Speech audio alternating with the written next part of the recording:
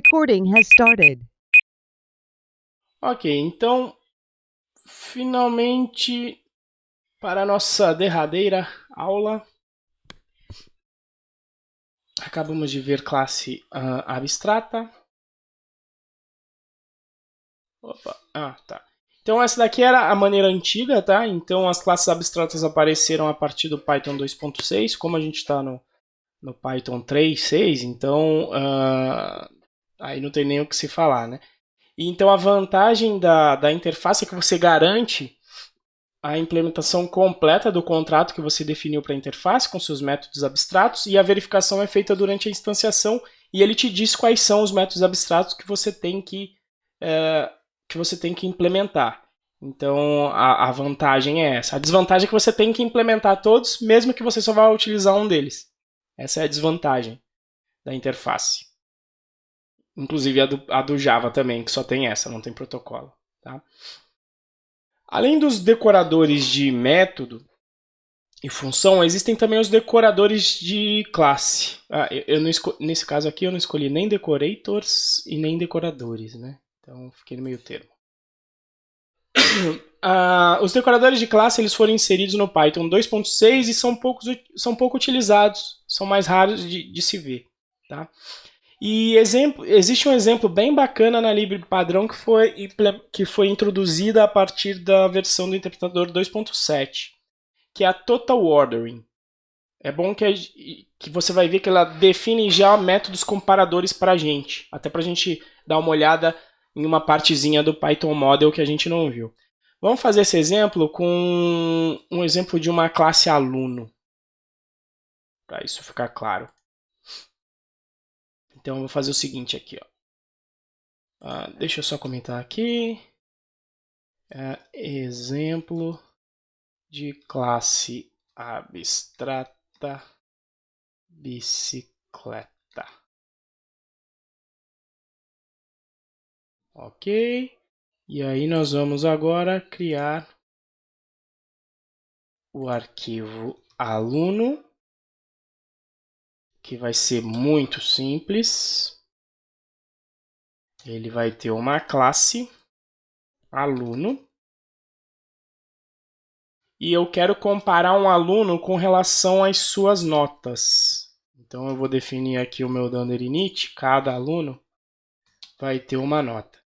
Vocês se lembram qual é o método que eu tenho que sobrescrever para poder comparar, fazer a igualdade semântica entre dois objetos? O que eu quero é fazer isso aqui, né?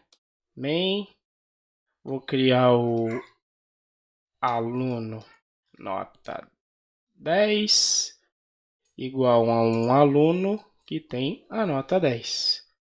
Vou criar um outro aluno nota 10 e vou criar também um aluno nota 1.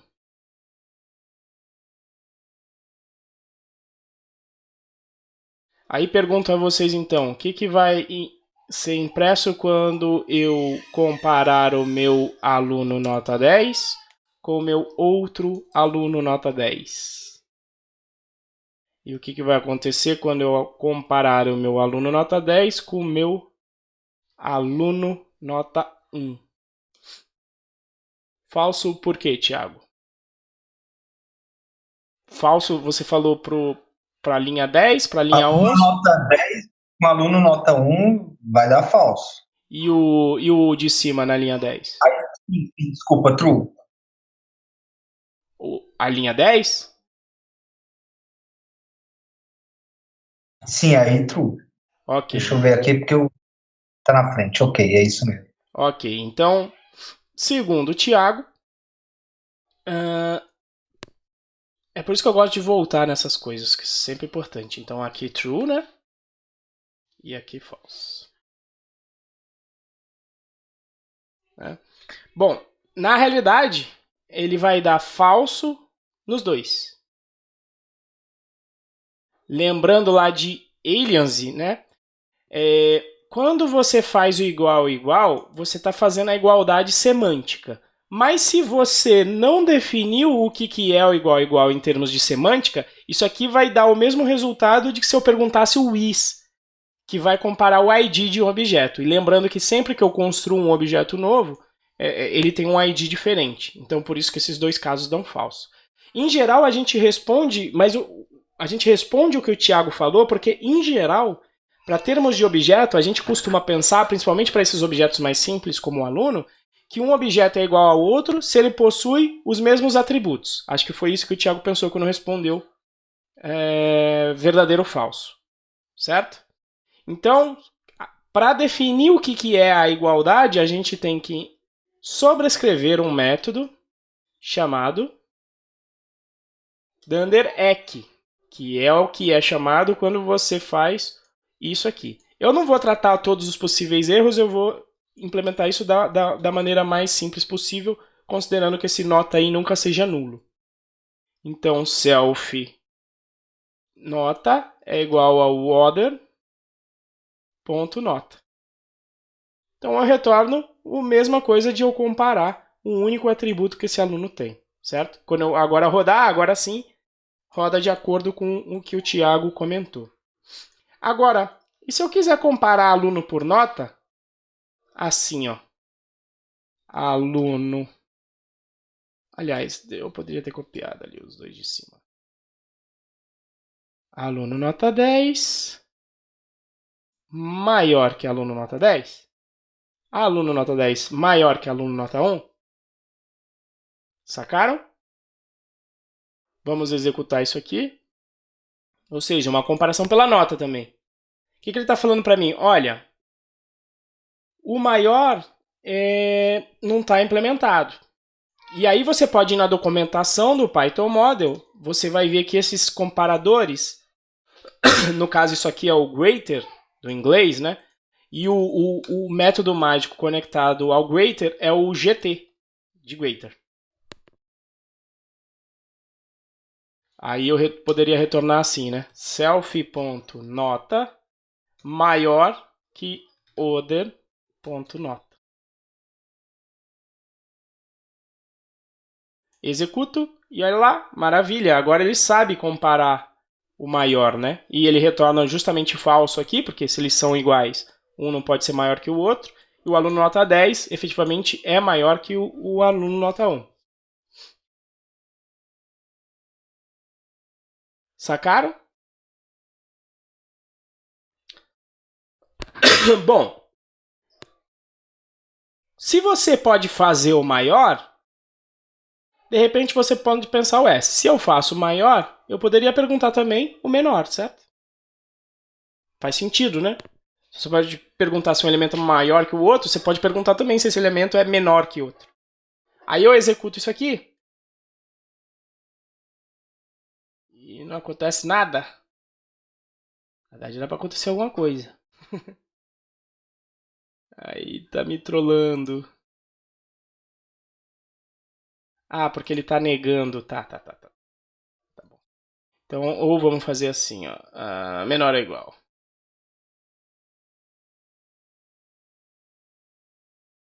Na verdade, menor ou igual é assim.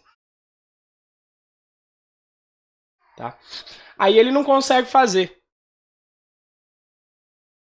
Porque ele tá falando, ó, não rola você comparar com menor ou igual. Ou até mesmo se você quisesse comparar com maior ou igual. Também não rola, nenhum dos dois. Eu vou deixar isso aí também, vou copiar e vou trocar aqui, ó. Maior ou igual ele também não consegue fazer. Ele já vai dar pau aqui na linha 20. Tá falando, ó, maior ou igual não rola. Você poderia continuar com a mesma pegada, né? E falar assim, bom,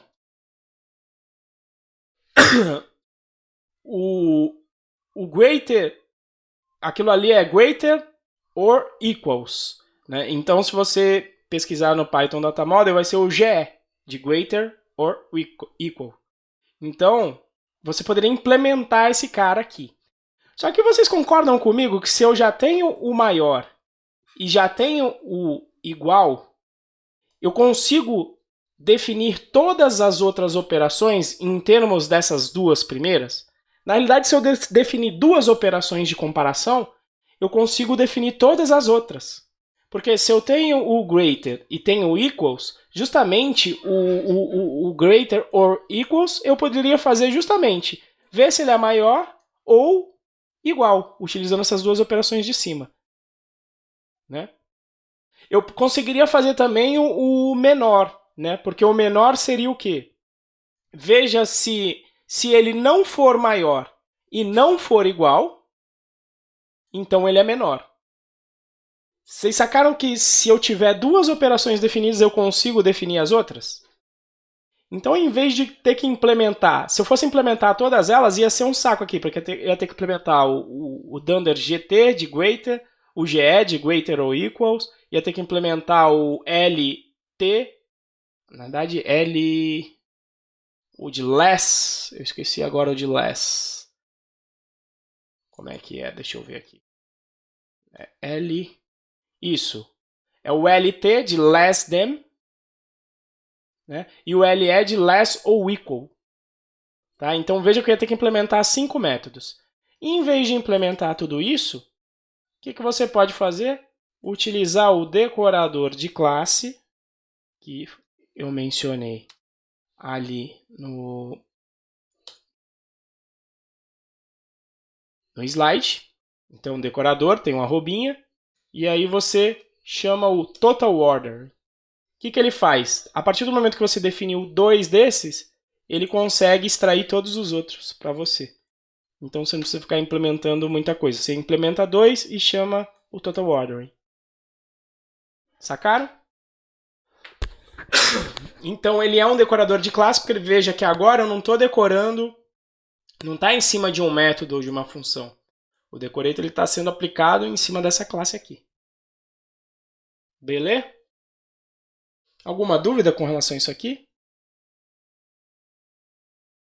Exemplo de decorador de classe.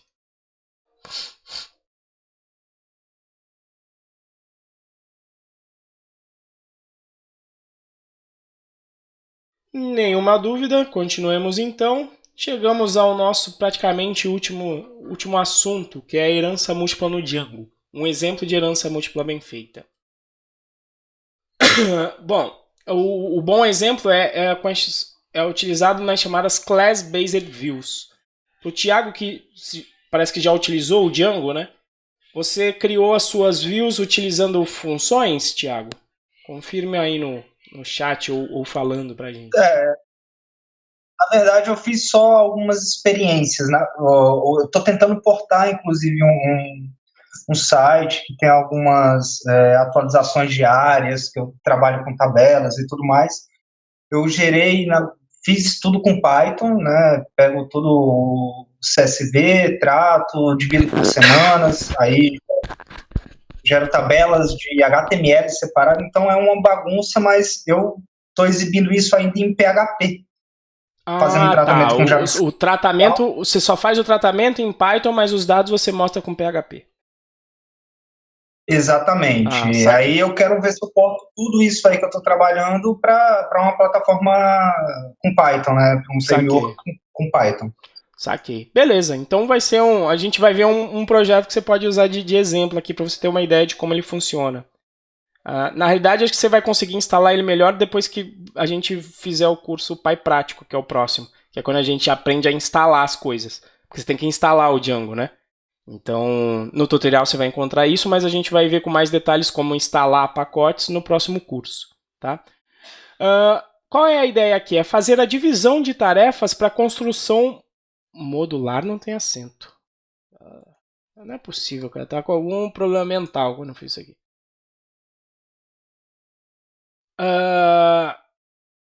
Então, para a construção modular da sua view, né? A única ruim é que o nome view do Django, ela tem a ver com o cara que trata a requisição. Quando, em geral, quando a gente falar de um modelo MVC, o V é o view da respectiva camada visual, né? Então, a view, na verdade, é quem trata a requisição.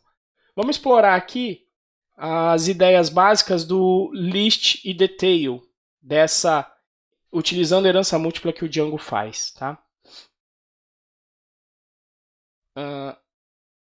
Na verdade, esse slide não era para estar aqui.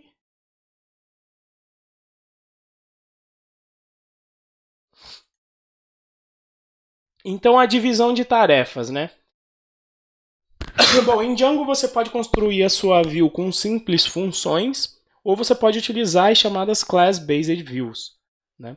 Então, uma view com a Class-Based View, ela possui aí um método que ela mesma implementa, que é o asView, e você pode tratar os verbos do protocolo HTTP sobrescrevendo os métodos de mesmo nome. Então, para quem manja de web, por exemplo, aqui tem os exemplos aqui de verbos HTTP. Você tem o verbo get, verbo read, post, options, delete, put e assim por diante. Então, você herda de view e você pode sobrescrever o método respectivo ao verbo HTTP que você quer tratar nessa requisição aqui. Então, o Django ele criou essa hierarquia para facilitar um pouco as coisas. Então, por exemplo, nós temos aqui uma herança simples de redirect view, herdando de view, que ele faz o quê? Para quem está acostumado com web, o que é o redirect, né? Em geral, são os códigos, se eu não me engano, os que começam com 3, né? São os 3 seguido de algum número, e que, em geral, você vai redirecionar o teu usuário de um site para outro, de um endereço para outro, né? Não precisa ser de um site, pode ser dentro do mesmo site. Então você faz um redirecionamento. Para fazer um redirecionamento, quem manja de web, você precisa basicamente de quê? Você precisa de uma... Você pode definir se é um redirecionamento permanente, e o código é diferente, né? Acho que quando é permanente... Na verdade eu não lembro dos códigos, eu sei que... Acho que um deles é o 301, que é um redirecionamento permanente, e o 302 é um... Eu só não sei qual é qual, né? Eu sei que é o 301, 302, mas não lembro só qual é qual. Um é permanente e outro não. Se você souber, Thiago, pode até me ajudar aí. Um é permanente e o outro não é. Eu não sei porque eu tenho dificuldade para gravar essas coisas binárias, que só são duas coisas, mas é assim que funciona. E o que você precisa para fazer isso? Então você precisa dizer se é permanente, e por padrão aqui ele vai ser permanente, mas você pode sobrescrever essa propriedade. Ah, então beleza, então estava certo, né? O 301 é permanente e o 302 ele é temporário, é um redirecionamento temporário. E então você precisa definir se é um redirecionamento permanente, que por padrão vai ser. Você precisa definir qual é a URL para onde você vai redirecionar o seu usuário. E existem os parâmetros da query string, que você pode repassar no redirecionamento ou não. Então, por padrão, você não vai repassar aqui, né? E o que ele faz aqui? Olha, ele implementa o método get para você e faz com que todos os outros verbos respondam como o get. Por isso que ele colocou aqui esse estereótipo de delegate to. Ou seja, todos esses outros métodos, eles delegam o funcionamento para a mesma coisa que acontece no get. Se você pensar em termos de implementação, até que é simples. Ele vai construir um request, considerando os parâmetros de permanente, URL e o queryString, falso ou não. E vai responder isso aqui no response. Tá? Mas qual é a vantagem? Você não precisa construir esse request na mão que você tem que fazer lá no Django, né? Receber, preparar o request, colocar o código de redirecionamento que você quer, e a URL e a queryString para dizer o que você vai fazer. Não, você só precisa, nesse caso, herdar de redirect view e dizer quem é o URL. É a única coisa que você precisa fazer no redirect view. Tá? Da mesma maneira, existe o chamado template view, que é para você visualizar conteúdo. Em geral, o que faz um template view? Ele responde, em geral, no verbo get, porque você só vai visualizar, você não vai alterar nenhum método no seu servidor, é isso que diz o verbo get, né? E ele precisa só de dois métodos, né? Ele precisa dar um response no método get, e ele precisa também pegar os dados de contexto. Tá? E veja que ele herda também do chamado template mixin. O que esse cara faz? Você passa para ele qual é o template, o nome do template que você quer renderizar na tela, né? Em termos miúdos aqui, seria o nome do HTML, mas não é exatamente o HTML, é um template. Né? Seria como no PHP. No PHP você pode ter código PHP no meio do teu HTML. Então aquilo não é HTML. Né? Aquilo é um template PHP que vai ser executado e vai gerar HTML. Certo? Me corrija aí se eu estiver errado, Thiago. Eu conheço pouco de PHP, só fiz um redirect na vida com PHP, que foi o que eu precisei fazer. E aí ele tem um render to response, que basicamente pega esse template, então transforma em HTML e manda para o usuário. Então essa daqui é a hierarquia base das divisões de tarefas aqui dos Class-Based Views do Django. Tá? Isso aqui é mais um detalhe, né? Então lembrando que eu tenho aquele template, response mixin, só que herdando também desse template response, eu tenho uns caras que mexem com entidades no banco de dados. Porque se você reparar em um site, em geral você tem mais ou menos esse padrão, né? Ou você está visualizando os detalhes de uma... em geral, quando você está fazendo principalmente CRUD, né? Ou você está visualizando uma lista de objetos, ou você clica em um objeto e você está visualizando os seus detalhes. Quase sempre é isso que você está fazendo em um site, certo? Então o que eles fizeram? Olha, para visualizar somente um objeto, ele criou essa hierarquia com uma view de detalhes. Como é que ele funciona? Para você exibir os detalhes da view, você precisa de um template, e ele está herdando aqui ó, de Single Object Template Response Mixin, ou seja, um cara que vai pegar um template de visualização de detalhes de um objeto respectivo no banco de dados. E aí, você tem um Single Object Mixin que me responde, ó, ele está herdando de view, aqui no caso, e ele tem o método get, que é para responder o verbo HTTP get. O que esse cara faz? Você tem um mixin que, na realidade, você não precisa de todos esses termos. A priori, você precisa só responder para ele, olha, no seu modelo, como é que você busca ele no banco de dados? Que é dado por esse atributo aqui, o querySet. Tá? E aí você tem, então, esse detail view sendo formado dessa maneira. Veja que ele tem essa...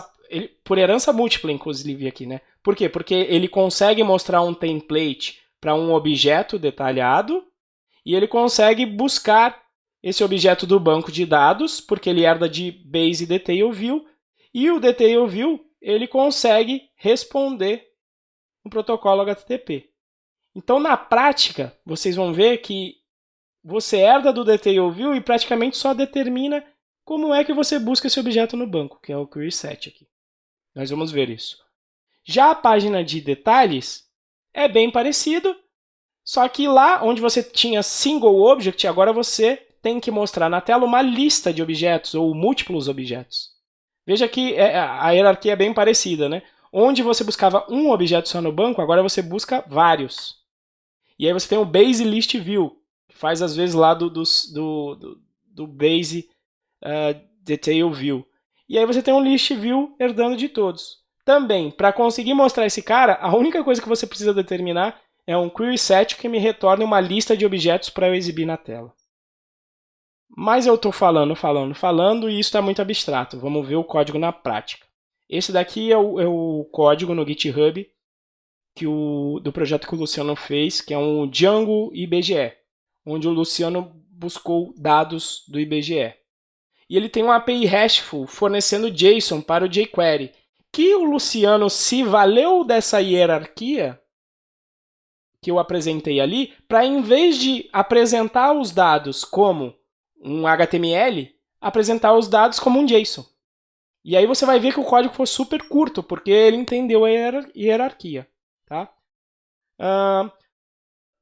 Tem esses arquivos aqui, o município views, com um exemplo simples do list view, que a gente vai ver. Nossa senhora, tá com muito sono. E o arquivo municípios API, que tem 4 casos de exemplo de JSON Response View, que o Luciano criou. Tá? Bom, eu já deixei no esquema aqui esse projeto, deixa eu... Bom, já comitei aqui, deixa eu aproveitar só para fazer já um push aqui. Já estou fazendo o push do código que está aqui, que a gente não vai precisar mais desse código. Vou fechar este projeto.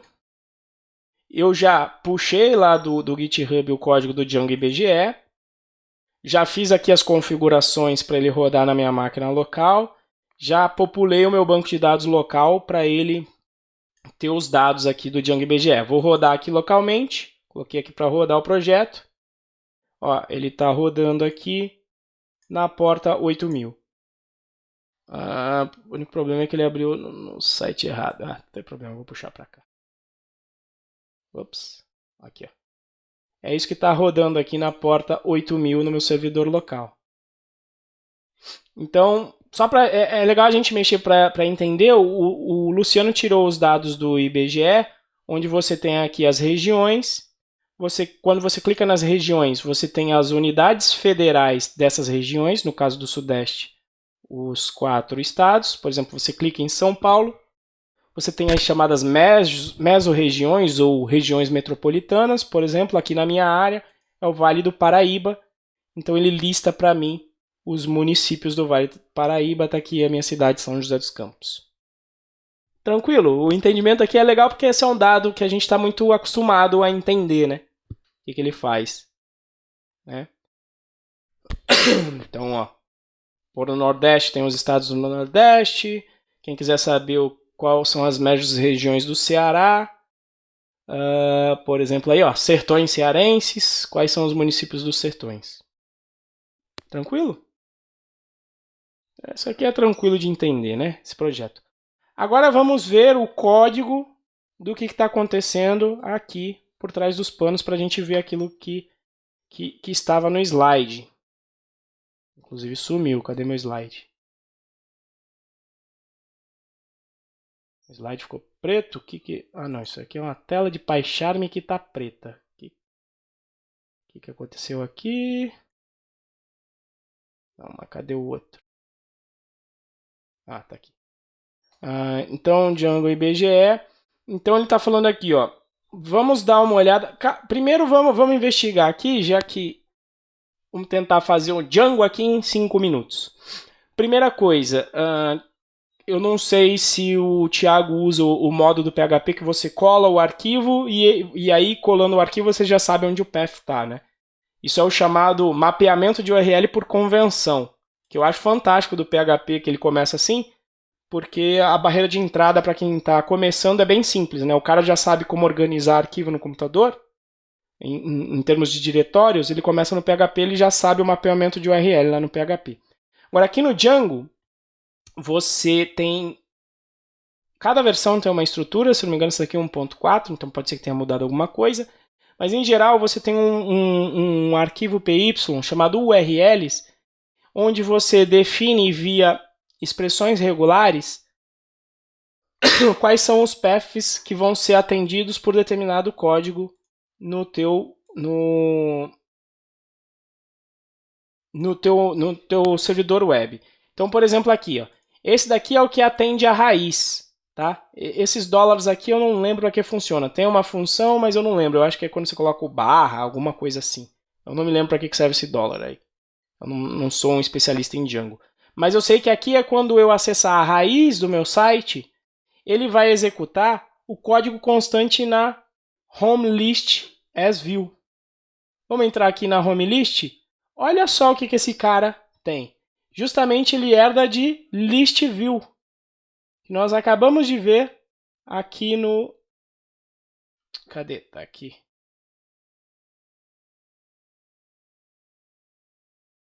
Cadê? Ó?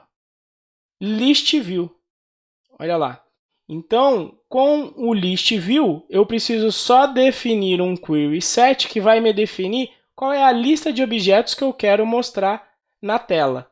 E eu tenho que definir também o template que eu vou querer renderizar esse cara, né? Então eu posso até procurar aqui, ó, home HTML está aqui.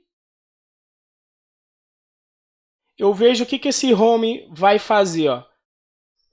Nos municípios e regiões, ele criou um select, onde ele vai... Isso aqui é a linguagem de template do Django, onde ele vai interar numa lista de objetos, colocando o ID da região e o região.nome. Da onde que estão saindo esses dados? Veja que nem sempre esses dados precisam sair do banco de dados. Então, como esses dados são poucos, o Luciano, o que ele fez? Ó, tem esse query set, ele está criando um dicionário. Olha lá, List Comprehension, com ID e nome e em regiões. Mas o que são as regiões? Regiões é uma lista de tuplas. Norte, Nordeste, blá blá blá, esses 5 aqui. Então veja que para fazer todo aquele código, em vez de ficar criando um response, etc., ele só me disse quem são as regiões que eu quero buscar e qual é o template que vai renderizar esse cara. Justamente o que a gente vê aqui, ó. Norte, Nordeste, Sudeste, Sul, Centro-Oeste. Beleza? Viram como ficou simples o código aqui? 3 linhas aqui, mais uma que eu tive que acrescentar no URLs para mapear o código para minha Class Based View, que é essa daqui. Beleza? Exemplo de List View. Agora, a sacada que o Luciano teve, vendo até o código dos outros, foi o seguinte, olha.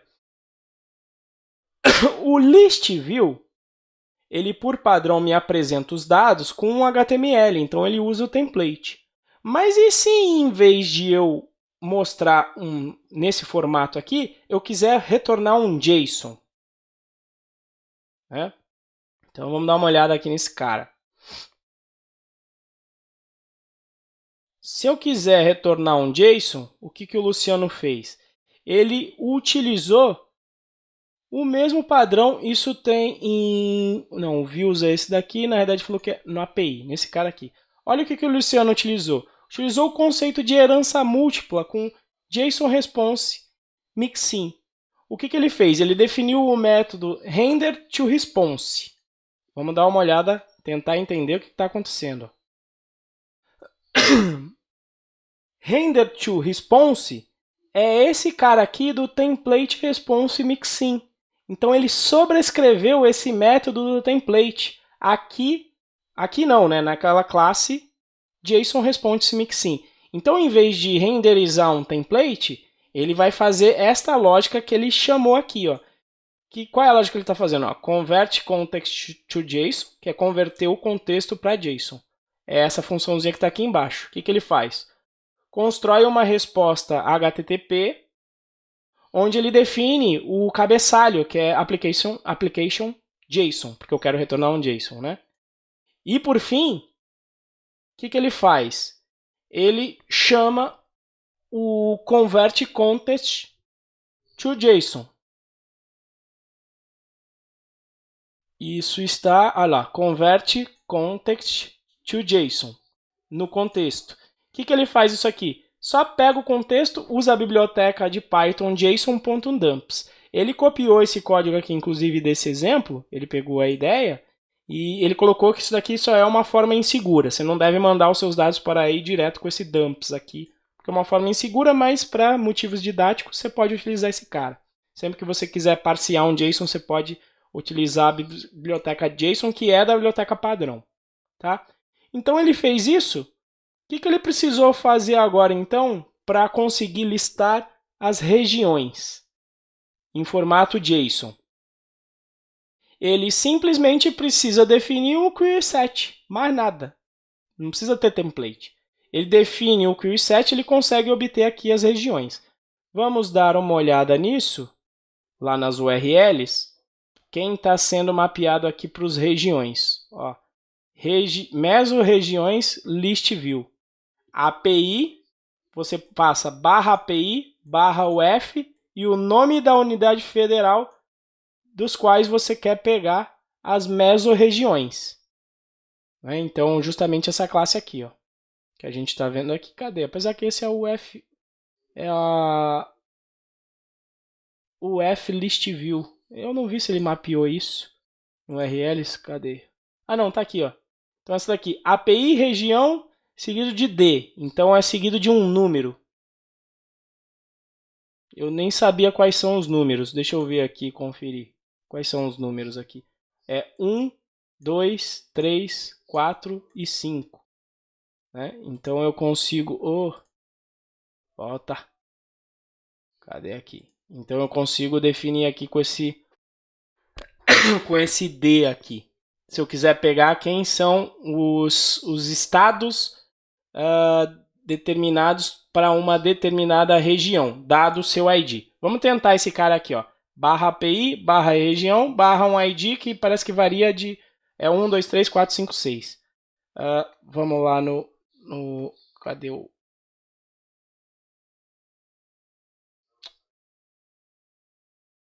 Não, eu quero o outro que está com Django. Esse aqui.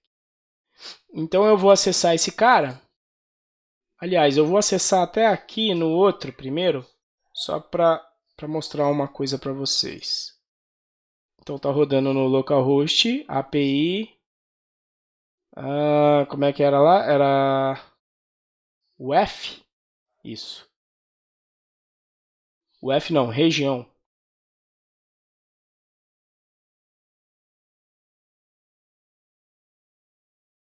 Nossa, eu não sei o que tem essa porcaria do PyCharm aqui. Vou fechar isso aqui. Aqui, ó. Então, API barra região barra 1. Olha lá, ele me responde então com o formato do JSON, né? Me dizendo aí quem são as regiões respectivas ao ID 1. Deixa eu colocar um ID 2 aqui para ver o que vem. Na verdade, eu não sei por que ele colocou o ID. Acho que ele estava pensando em alguma coisa aqui, ó. Tá? Porque ele está me retornando uma lista de objetos, mas a priori ele não está considerando o ID para fazer nada. Acho que é mais legal quando eu uso da UF, ó. UF barra SP, ele me retorna as regiões metropolitanas de São Paulo, que era aquele dado que a gente estava vendo lá. Se você quiser ver o JSON num formato mais bonitinho, você pode instalar uma extensão no Chrome. Por exemplo, eu instalei uma que se chama JSON Viewer. E aí aquilo fica mais bonitinho. Ó. Eu vou só copiar, mas eu gosto de primeiro mostrar que aqui está vindo o JSON cru. Aqui. Deixa eu tirar isso aqui desse modo. Que ele para de me trollar aqui. E aí eu vou colar esse cara aqui. Como eu tenho a extensão do Chrome, olha lá, ele formata bonitinho para mim, aí dá para você enxergar o JSON direitinho, né? Olha lá, ele tem um paginador, ele não colocou nada de paginação nisso, porque ele está retornando a lista por inteira. Tem uma lista de objetos, onde cada um desses elementos aqui é uma região metropolitana do estado de São Paulo com seu respectivo ID. Sacaram? Então, são esses exemplos que tem aqui. Veja que depois que ele definiu, que ele conseguiu definir aqui na API esse JSON response, implementar cada um desses elementos ficou bem simples. Veja que aqui ele definiu a base de dados direto num dicionário. No caso dos status, realmente ele vai no banco de dados para conseguir definir o query set. Aqui ele está indo no banco de dados. Calma aí, nesse aqui está vindo? Ou não? Não. Mesmo no estado ele também não. No estado ele não está indo no banco de dados ainda. Vamos ver se tem um mais para baixo aqui. Aqui sim, ó. Aqui é o mapeamento de objeto relacional do Django. Aqui ele só está dizendo, só fazendo uma query no banco de dados, pesquisando pelas mesorregiões aqui. Ó. E a mesma coisa nos municípios. Nos municípios ele também vai no banco de dados para buscar esse cara. Né? Mas veja que ele não está se preocupando aqui com a parte do JSON. A parte do JSON e renderizar e setar o cabeçalho só foi feita uma vez. Então, realmente você só define nas classes Class-Based Views o que é diferente. Beleza?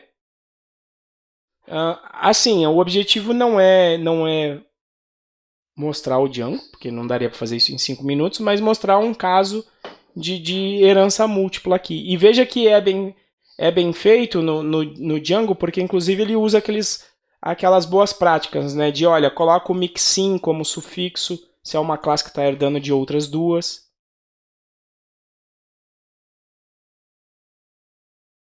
Coloque a classe o mixin primeiro, para ele executar as funções que ele definiu. Só implemente, só tenha métodos no teu Mixin, não fica definindo atributo, veja que não tem nenhum atributo aqui no Mixin.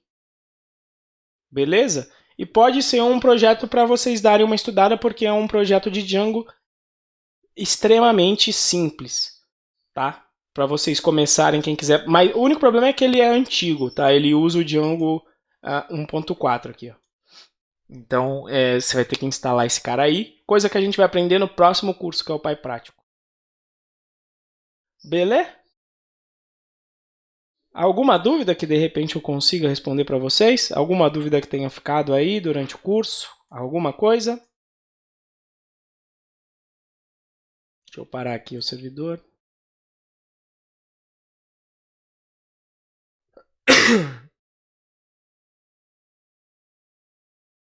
Bom, a priori nós já terminamos aí o tempo, mas vamos tentar isso, o exercício de matriz, justamente, por isso que eu já voltei aqui no Ó Pai. Né? Você ficou encucado com ele aí, Thiago? Vamos lá, vamos tentar resolver isso. Na verdade eu tinha... então... Mostra só, eu quero ver só o Markdown aqui. No terminal eu tenho que conseguir rodar esse cara aí. Deixa eu ver se... tá aqui. Eu achei que eu tinha rodado esse... Do exercício de matriz eu não cheguei a rodar, pelo jeito. Vamos aqui então, doctest. Exercício matriz, MD, roda.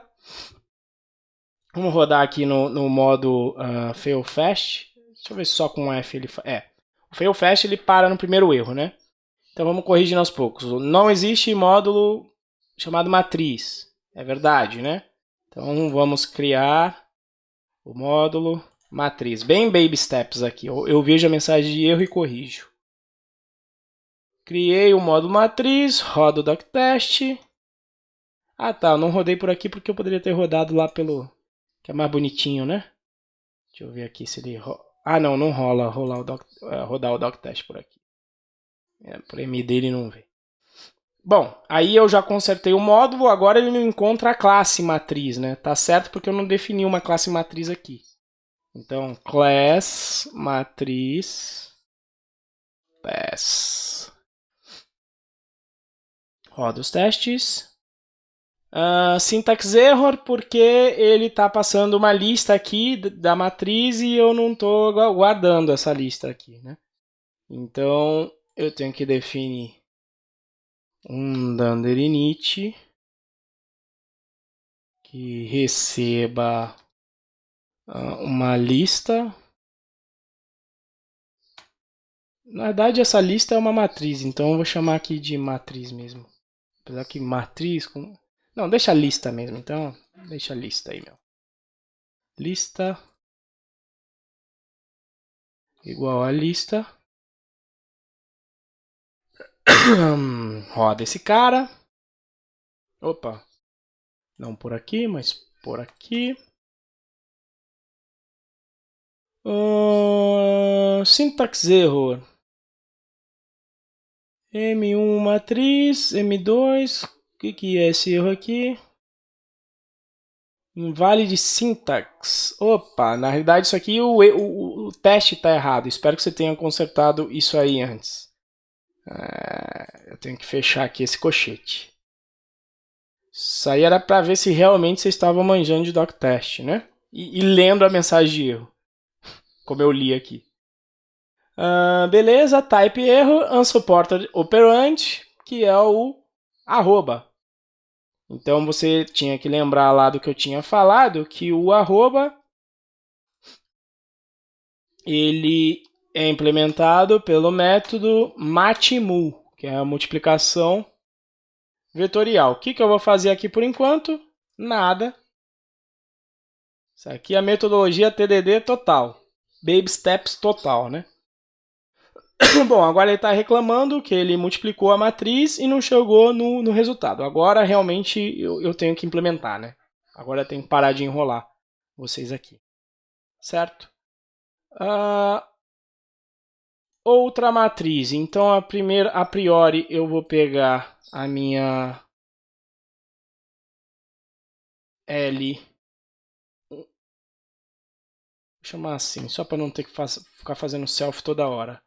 Vou pegar a minha lista, vai ser o meu self.lista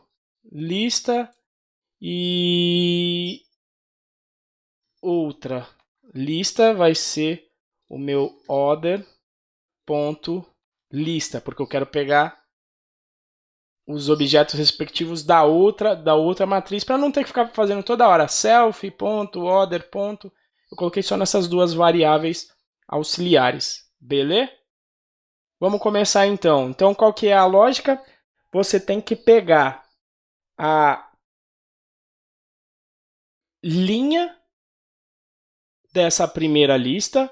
É por isso que tem que ter o mesmo o número de colunas da primeira, que é essa daqui, tem que ter o mesmo número de linhas da segunda, né? Essa é a condição.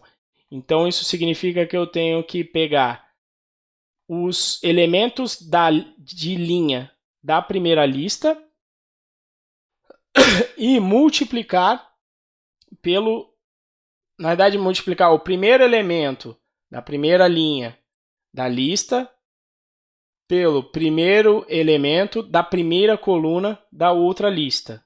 Multiplicar o segundo elemento da primeira linha da primeira lista e multiplicar pelo segundo elemento o segundo elemento da primeira coluna dessa segunda lista. Ficou meio enrolado aí ou deu para entender a lógica? Aqui tem mais um problema. Se era uma matriz, na realidade isso aqui deveria estar assim, ó.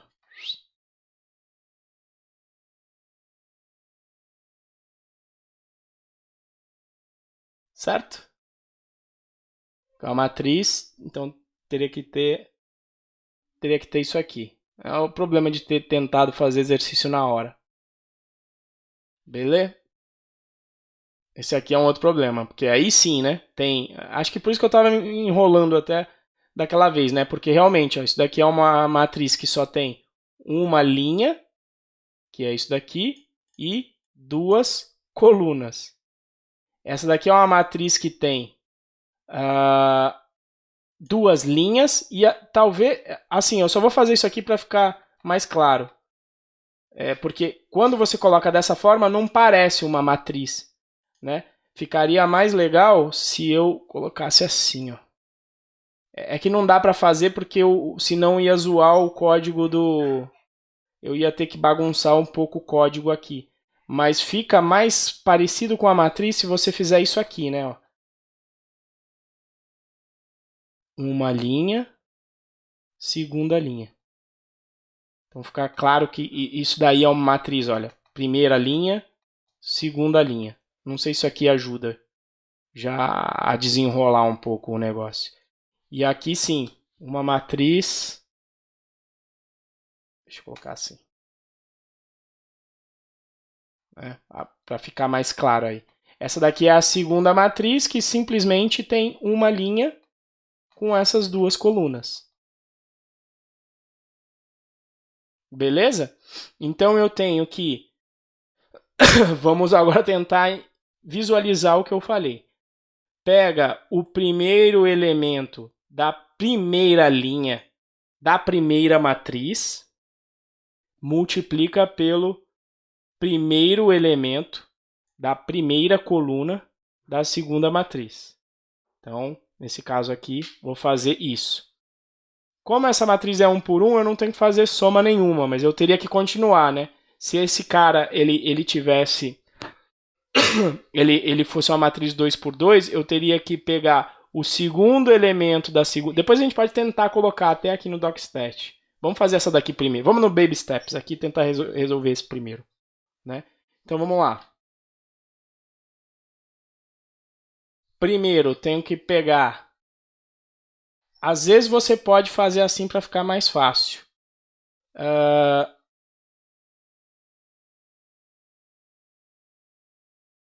For linha em lista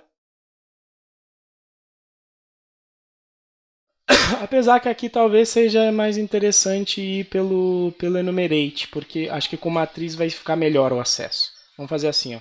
For i. Eu não quero. Aliás, posso utilizar o valor aqui? Até poderia, mas não vou utilizar o valor. V em enumerate de lista.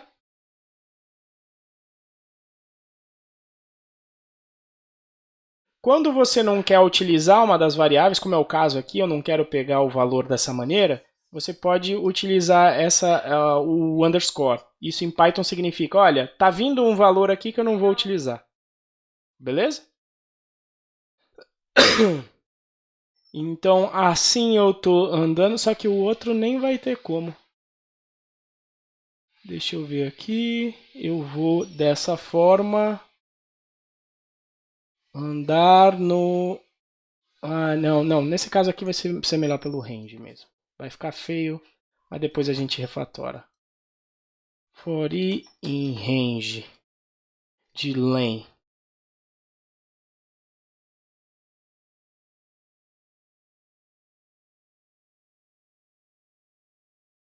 Fiz isso aqui. Multiplicar matriz M foi i. For j em M2. Não, mas você tem que tomar cuidado, né? Porque o que vai vir no J é uma linha, né? Veja bem, quando você acessa o primeiro elemento, você ganha uma lista. E aí você tem que tomar cuidado com isso. Sacou?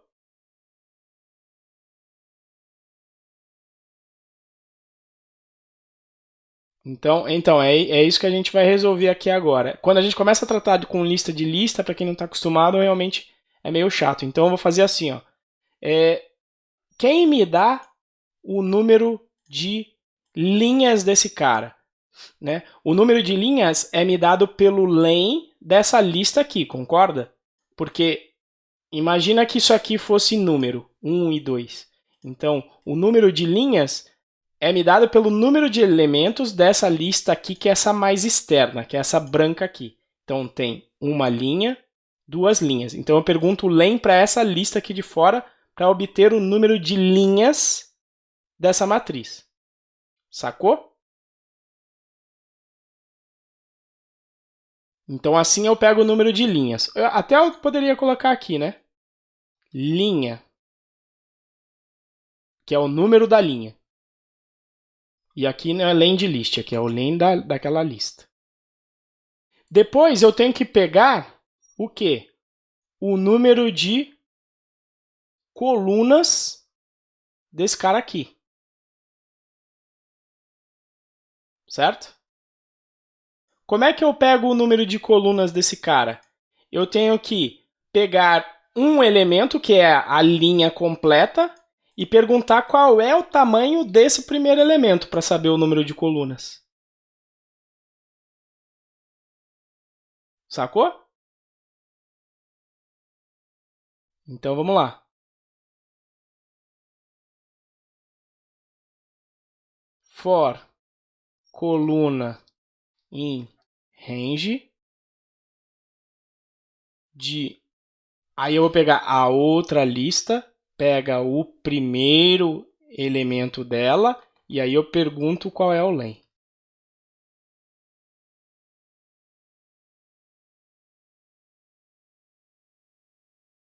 Acho que é bom até separar porque isso aqui vai ser isso aqui é linha e coluna. Eu vou ter que andar no primeiro elemento da primeira linha, depois multiplicar pelo primeiro da segunda coluna. E assim eu pego a coluna inteira. Deixa eu ver se isso aqui vai ser uma abordagem bacana.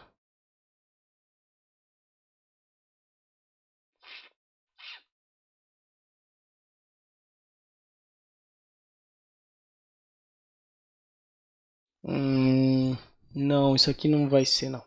Vamos tentar outra.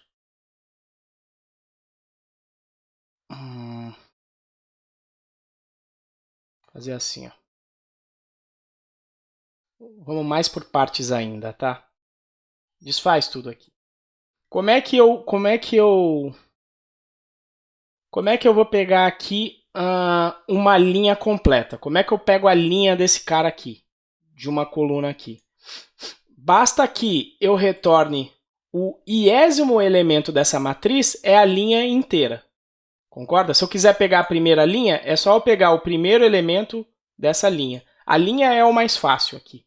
Então eu vou fazer uma lógica para me retornar só a linha. Dada uma lista, você me retorna uma linha. Então eu vou fazer isso aqui primeiro. Ó. Retornar linha, onde você passa. Isso pode ser até uma função. Def gerar linha.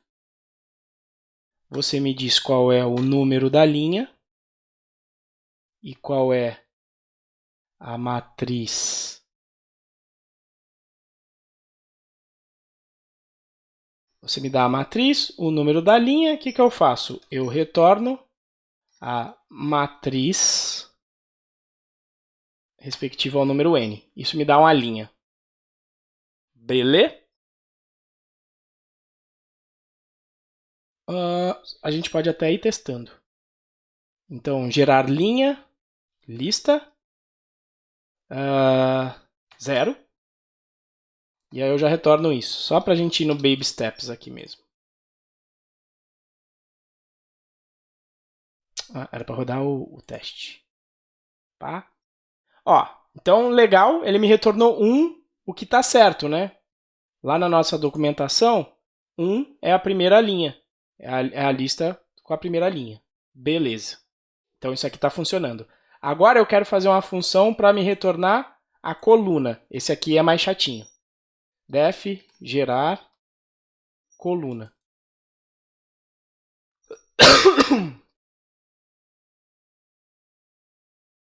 Para gerar a coluna, a assinatura é a mesma, né? Recebe os mesmos parâmetros.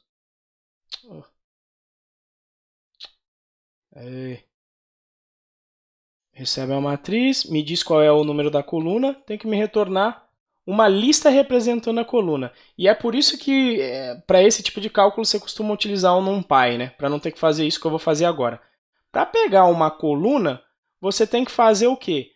Você tem que pegar cada uma das linhas e extrair. Se for o primeiro, você extrai o primeiro elemento de cada uma das linhas. Se for o segundo, você extrai o segundo elemento de cada uma das linhas e assim por diante. Sacaram? Para conseguir pegar... Aqui seria legal eu até fazer assim. Ó. Print, porque senão parece que eu estou roubando também, né? Deixa eu colocar uma main aqui. Main. E aí eu vou extrair, gerar linha. Vamos construir uma matriz aqui, que vai ser a 1, 2, uma matriz 2x2, porque aí dá para enxergar melhor.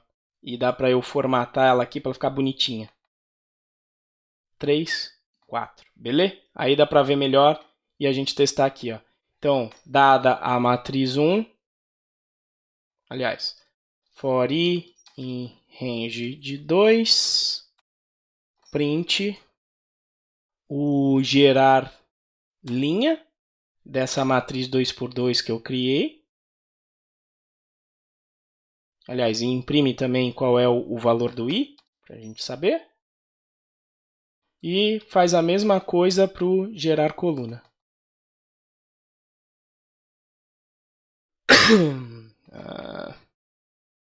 Poderia colocar aqui um linha.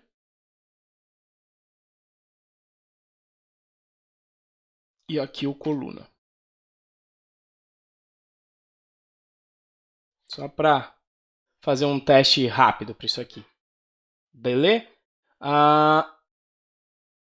Pass. Vamos rodar só para... List is ou slides, not tuple. O que eu fiz aqui de errado? Faltou o N, né? Faltou passar o I aqui. e... Sai daí, Pacharme.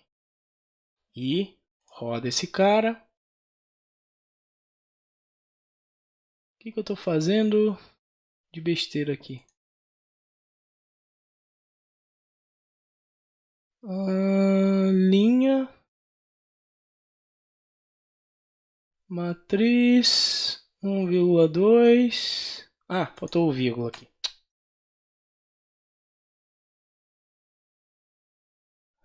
Obrigado aí, Thiago. Beleza?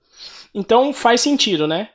Primeira linha 1, 2. Segunda linha 3, 4. Agora, para pegar a coluna, eu tenho que passar, na realidade, em cada uma das linhas e pegar o iésimo elemento de cada uma delas. Sacou? Então, for linha em matriz. E eu tenho que gerar uma lista, né? Então, posso colocar aqui um list comprehension. For linha em matriz, eu vou retornar o linha n, porque é o iésimo elemento de lá. Isso talvez já vai facilitar bastante resolver aí o problema, que o problema talvez estivesse... Tem que dar um return aqui, senão vai ficar retornando nulo. Talvez seja o mais chato desse exercício, conseguir extrair a coluna. Né? Então vamos testar aqui. Coluna 0, 1, 3. Faz sentido? 1, 3. Coluna 2, 4 é a segunda. Então, 1, 3, coluna 2, 4. Facilitou aí, Thiago? Agora, eu já tenho como pegar a lista de uma matriz e pegar a coluna. Certo? Agora, o que eu tenho que fazer? Bom, o tamanho da nova matriz, ela é definida pelo quê, né? Para você multiplicar o número de linhas da primeira, tem que ser igual ao número de colunas da segunda. E a matriz resultante, ela vai ter o quê? Ela vai ter o tamanho. Nesse caso aqui são duas linhas, duas colunas. Essa multiplicação aqui está errada, né? Ah, não, eu tentei multiplicar 3, 4. Deixa eu ver como é que eu botei essa multiplicação se coloquei ao contrário.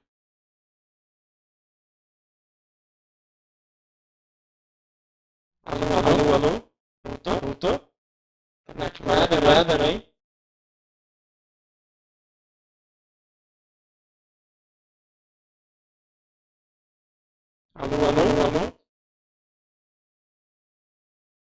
Alô?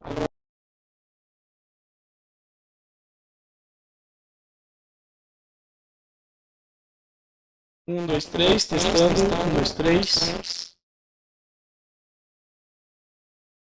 Alô? Eu vou fazer o seguinte, eu vou parar a gravação e vou começar de novo. Recording has stopped. Vamos lá. Então, o número de colunas aqui é 1 e o número de linhas aqui é 1. Beleza, isso determina que eu posso fazer a multiplicação. A matriz resultante vai ter o mesmo número de linhas que a primeira e o mesmo número de colunas da segunda. Então agora eu estou seguindo para um outro problema. Os dois problemas que eu resolvi é conseguir gerar linha, conseguir gerar coluna. Agora, o meu resultado, eu já quero gerar uma matriz que vai ser o meu resultado. Inclusive, o que eu coloquei lá? Ah, eu coloquei como resultado a matriz ali, né? Então, eu vou colocar o resultado. Vai ser uma lista. Com qual tamanho, então, vai ter essa lista aqui, né? Eu vou, por exemplo, carregar essa lista com zeros, a priori, tá? Então, eu vou dizer, olha, vai ter uma lista. O primeiro elemento, eu determino o número de colunas. O número de colunas me é dado pelo número de colunas da segunda matriz. Né? Então, número de colunas que esse cara aqui vai ter, eu tenho que pegar o número de colunas da segunda matriz, que é a outra lista. Para pegar o número de colunas, lembrando, for, uma variável aqui que eu não preciso utilizar, porque eu não estou utilizando o i para nada, in range de len da outra lista, e eu pego o primeiro elemento que eu quero pegar o número de colunas. Ficou feio isso aqui, né? Isso aqui, então, está gerando para mim o número de colunas. Certo? E aí, o número de linhas, ele é dado por quem? Pelo número de linhas da minha primeira lista. Então, o que eu vou fazer aqui? Eu vou gerar essas colunas aqui, desta maneira aqui, ó.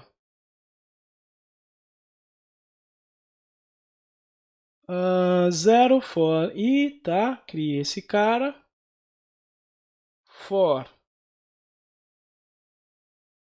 na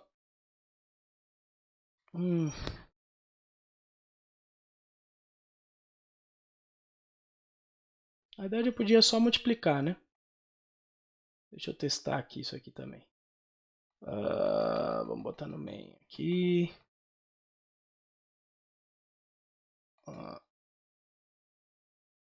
Só que eu teria que colocar uma de outro tamanho. Não. Vamos tentar fazer aqui mesmo. Eu quero preencher. Eu quero já construir a matriz resultado com o tamanho que ela vai ter e colocando todos os elementos só colocando todos os elementos igual a 0. Esse é meu objetivo aqui nesse cara. Eu tenho então o resultado vai ser o número de colunas, ou seja, cada linha aqui tem um tamanho que é definido pelo. Vamos até fazer isso aqui, ó. N colunas vai ser igual a len do outra lista do primeiro elemento. E o número de linhas me é dado pelo len da própria lista. Beleza? Que é o resultado final, ou seja, o número de linhas da primeira e o número de colunas da segunda vai me determinar o tamanho final desse cara aqui. Então, o que eu quero aqui nesse resultado? Cada linha vai ter um tamanho que é definido por esse número de colunas. Então, vamos lá. Cada linha vai ser 0, for, não interessa o que, range de esse cara aqui, que é o número de colunas. Então, eu tenho que gerar uma lista dessa daqui para cada variável, que não interessa qual é também, em range de número de linhas.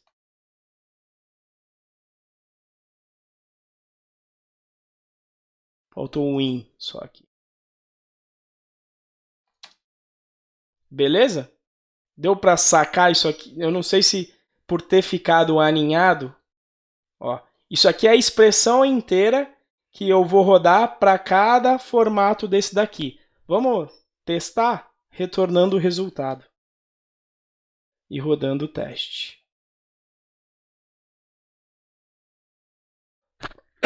O teste falhou, por quê? Porque eu queria a matriz 3, isso aí, beleza, mas veja que eu estou próximo do. Eu já tenho o que eu queria, né? A matriz resultado já tem o tamanho que eu queria. Beleza? Ainda está comigo aí, Thiago? Então veja que eu estou no tamanho que eu queria para minha matriz. Até para ficar com um resultado parecido, ó, tá faltando só depois eu só vou retornar, na realidade, uma matriz passando esse resultado. Que é isso que eu quero retornar lá, né? Aí agora vai dar um pau, porque ele vai... Opa! Quando eu rodar, o Dunder Repre não está definido. Quando eu rodar esse cara aqui, ó, pá, matriz object. Por quê? Porque eu tenho que definir o Dunder Repre para aparecer alguma coisa, né? Então, Repre desse cara vai ser o quê? Retorna a matriz com o resultado com esse cara aí, né? E aí eu posso colocar aqui format self.lista. Vamos ver se ele já fica no formatinho. Oh, porcaria, não é aqui. Então, beleza, olha. Já igualei também o que tem que retornar aqui. Agora só falta fazer o cálculo. Beleza? Vamos lá. Agora é que eu tenho que fazer de verdade. Agora eu já tenho o resultado, o que eu vou fazer? Vou fazer... Nossa, tá virando uma zona isso aqui, né? Vou colocar N resultado, colunas.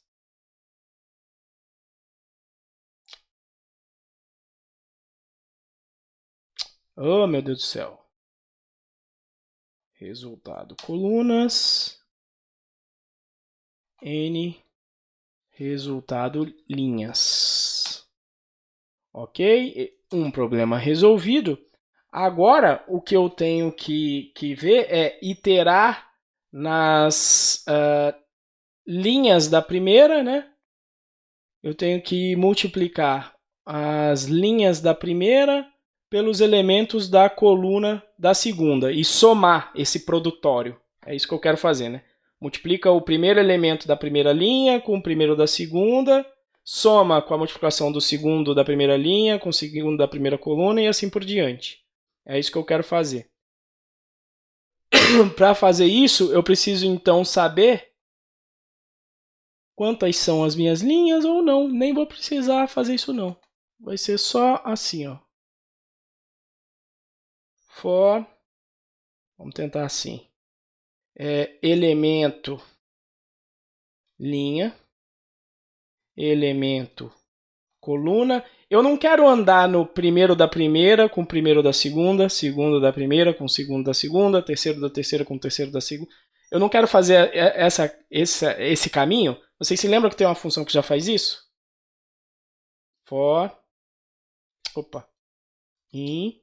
Alguém lembra? Primeiro da primeira lista com o primeiro da segunda. A dica? Zip.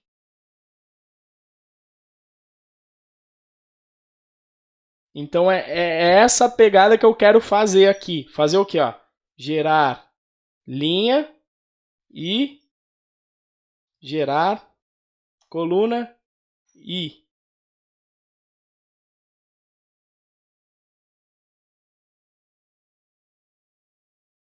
É o primeiro da primeira, na verdade, coluna J. Né? Agora o que eu preciso?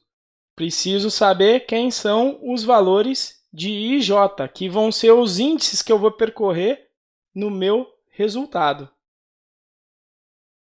Certo? Como é que eu sei quem são os índices do meu resultado? Na verdade, é um número que é igual, né? É um número que é igual, né? Afinal, o número de linhas da primeira tem que ser igual ao número de colunas da segunda. Número de elementos, no caso. Por isso que eu posso fazer esse zip aqui. Né? E aí eu vou querer fazer o quê? Ó? Resultado I, J. Como eu comecei tudo com zero, já foi de propósito, né? Porque eu não tenho que somar o produtório deles, então eu vou somar igual elemento da linha vezes elemento da coluna. Faz sentido? Agora só o que falta fazer é eu definir o I e o J.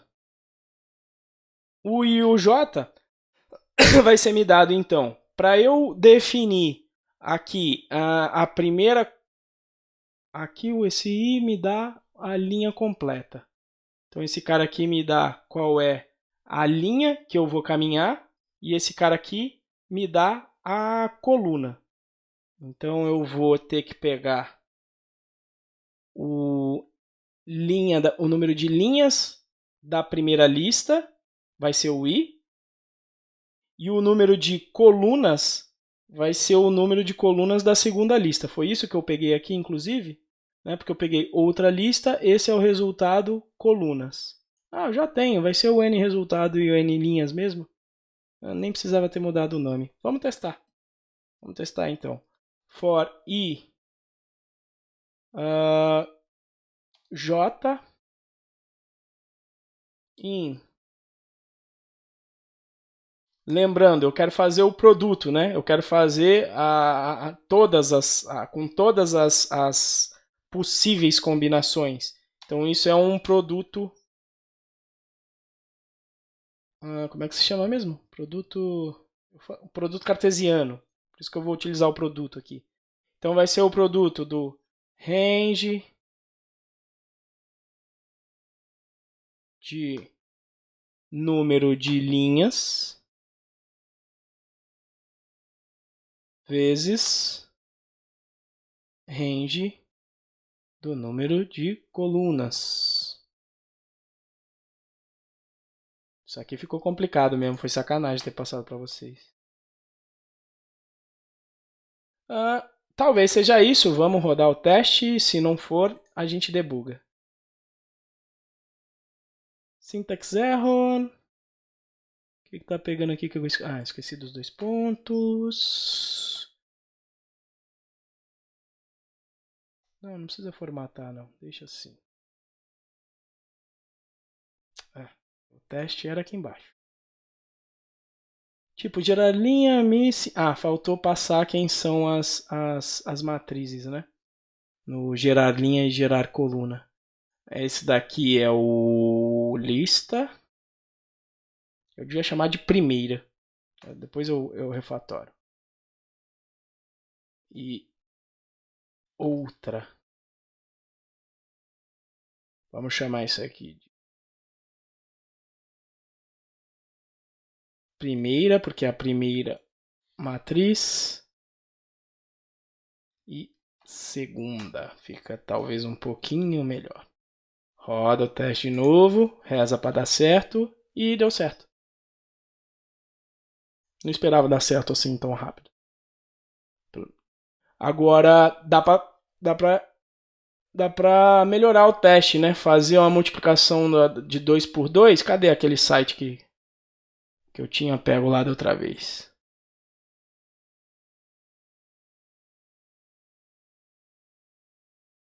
Vamos pegar 2 por 2. O código ficou horrível, né? Mas isso aí depois te dá uma melhorada ali, dá uma refatorada. Mas vamos lá. Matrix Multiplication. Vamos pegar aquela matrizzinha 2 por 2 que já estava pronta ali. Calculator. Era esse, sei lá. Vamos pegar uma 2 por 2. Não era esse, mas pelo jeito é a mesma pegada aqui. Tanto é, veja que na hora que eu troquei aqui o número de colunas, ele já colocou o número de linhas igual aqui para mim, né? Agora a gente seta as matrizes. Vamos colocar aquele caso que eu já coloquei ali, porque depois é só copiar. 1, 3, 4. 1, 3, 2, 3, 4. Manda bala. 7, 10, 15, 22. Então a gente pode testar aqui. Fazendo o quê?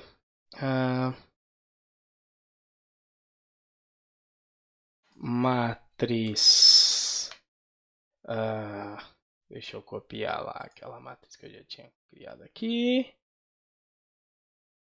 Essa aqui. Volto para a linha. Coloco isso aí. Arroba. Ela mesma. Na verdade, podia ter colocado assim, né? Podia colocar uma variável. detalhes. Copio, multiplico, coloco que o resultado esperado é, vamos lá ver de novo, 7, 10, 15, 22. 7, 10, 15, 22.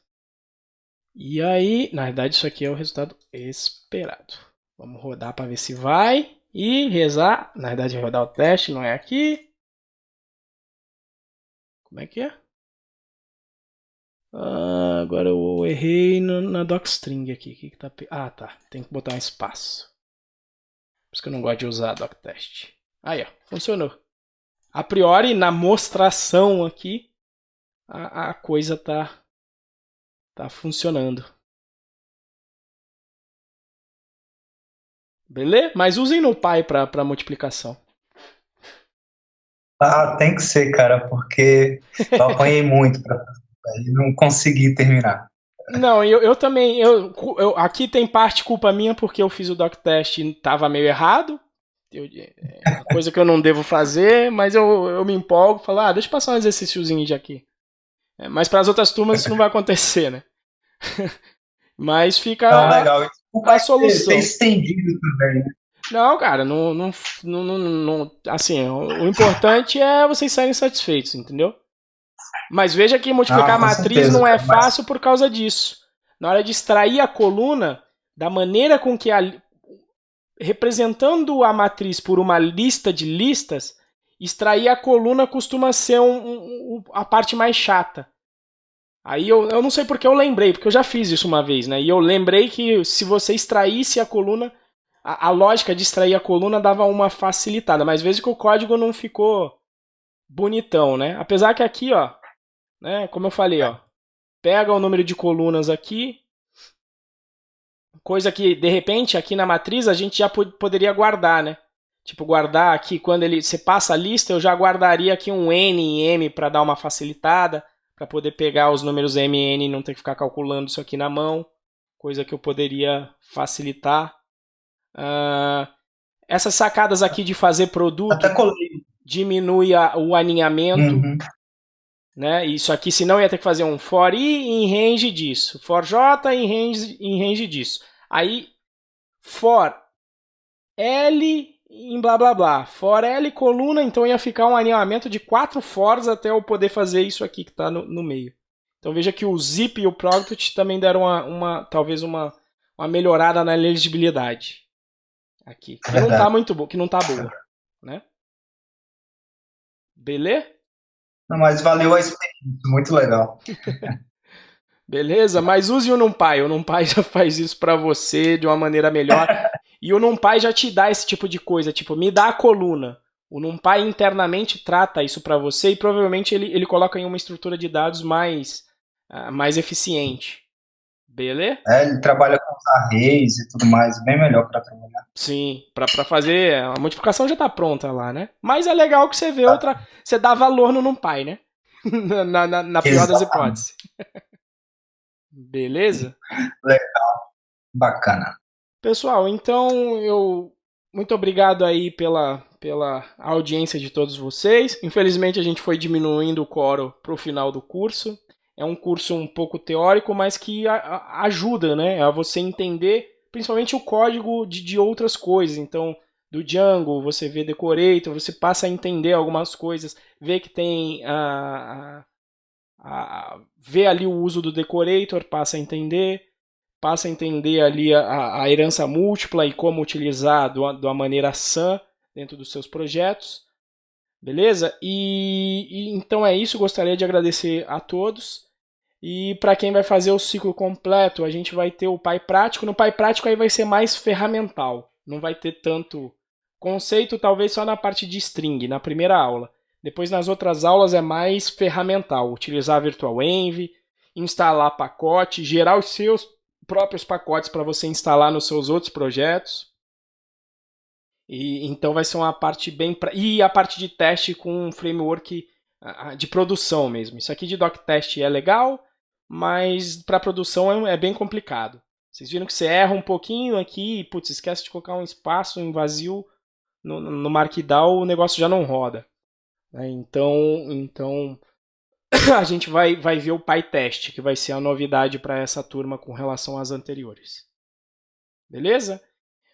Enfim, eu não lembro se eu falei isso no Python Bonds. Continuem no fórum, porque vocês podem assistir as turmas futuras. Enfim, em geral a gente está fazendo um ciclo anual. Então, ano que vem, se vocês quiserem rever o curso, continuem então no fórum. Vocês já viram que a gente não fica mandando spam. Lá é realmente só assunto relacionado ao curso e dúvidas do curso. Então, continuem no fórum para poder ter acesso às turmas futuras aí. Onde aí o problema da matriz já vai ter melhor definido, porque eu vou reutilizar esse cara aqui que funcionou agora. Beleza? Grande abraço aí a todos. Até o próximo curso para quem... Aliás, acho que vocês estão todos inscritos, os 4 que estão aqui hoje. Abração.